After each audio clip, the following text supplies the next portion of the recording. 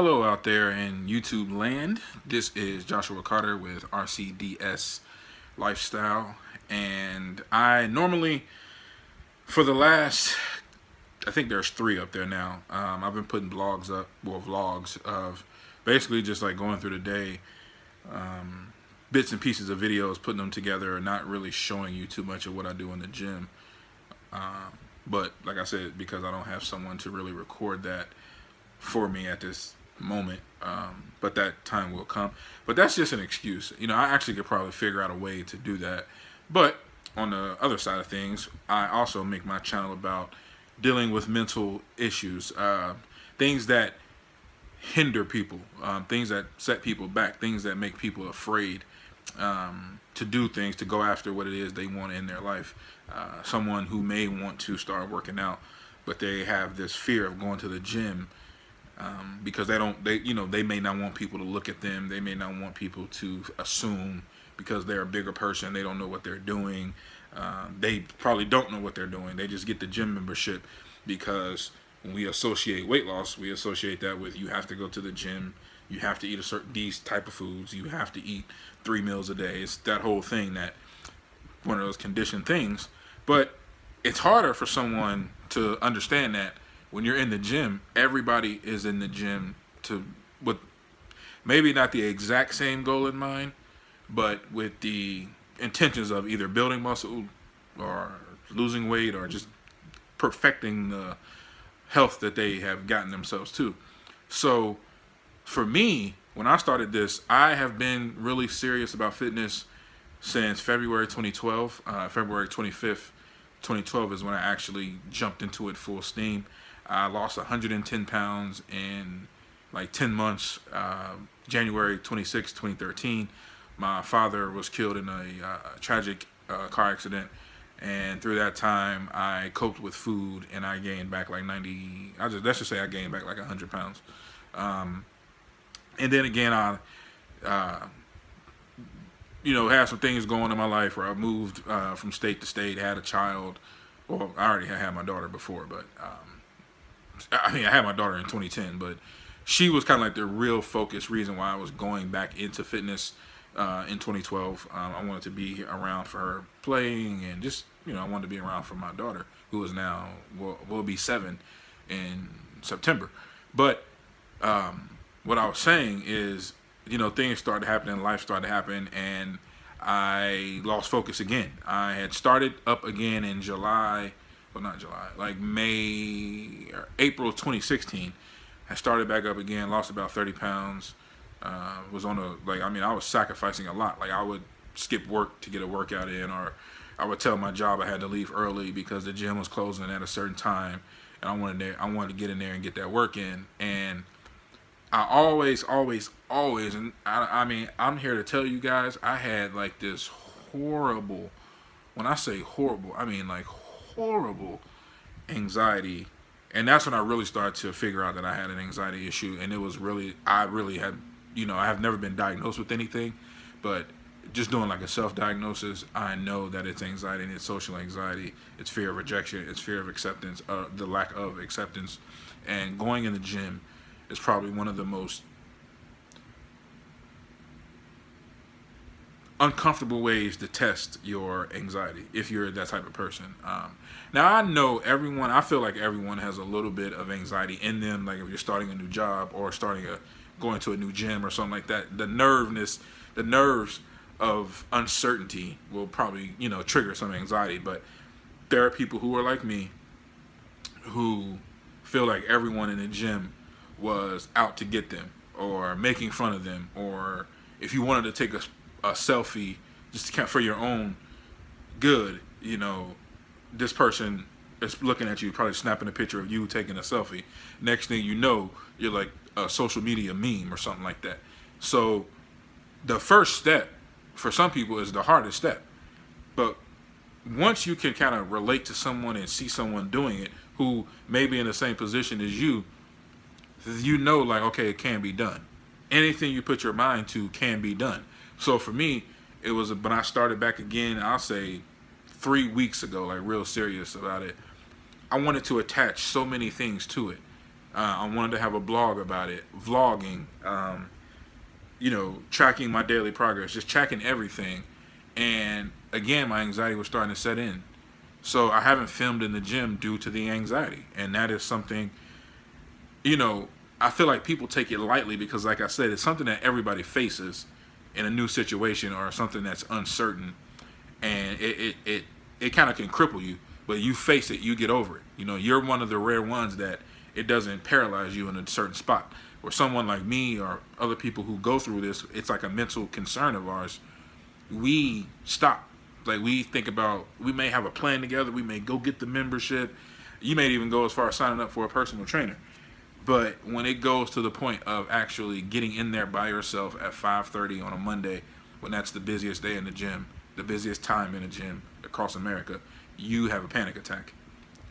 Your stomach starts to knot up. You break out in sweats before you even touch the cardio machine. You've thought about it all day now, so your work may have suffered a little bit throughout the day. So I want to bring that to light because people are actually doing this, and it's killing us. Because now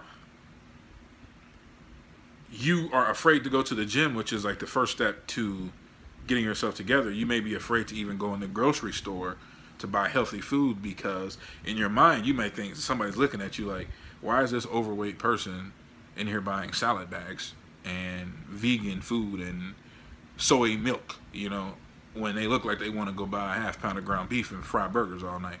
But those things are just triggers in our mind that will trigger us to stop. You know what I mean? It'd be like, when I say triggers, it'd be like if you pull a trigger on a gun, instead of facing out, you just turn it on yourself.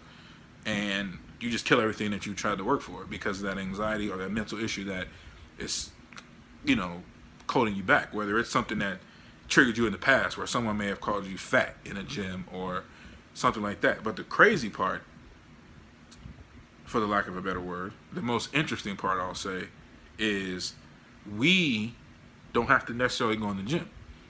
That's what my whole point is. RCDS is about routine, consistency, discipline, and sacrifice. So if you feel like the gym just isn't for you, I'm sitting in the living room right now, plenty of space. Go buy 2 dumbbells at a weight that you can manage and go online, look up some YouTube videos and work out in your living room. That anxiety will then come into play because you feel like you're not doing something right. You feel like you don't have the proper toolage to go into the gym.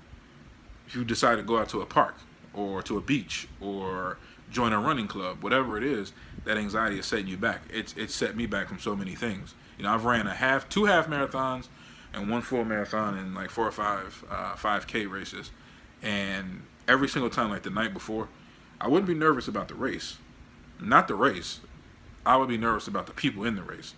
And the crazy part about it is everybody in there has one goal in mind: finish this race. Nobody cares about you. The nicest people are runners. The second nicest people in the world are people who go to the gym with the intention of not judging. People talk about Planet Fitness. They make fun of Planet Fitness. But I feel like they have the best atmosphere because you're in there to work out. You're not in there to judge. They don't let you come in there with certain things. That's good for someone who's uncomfortable. But at the same time, I just don't believe in their policies. I don't believe in that whole giving out pizza and candy and all that.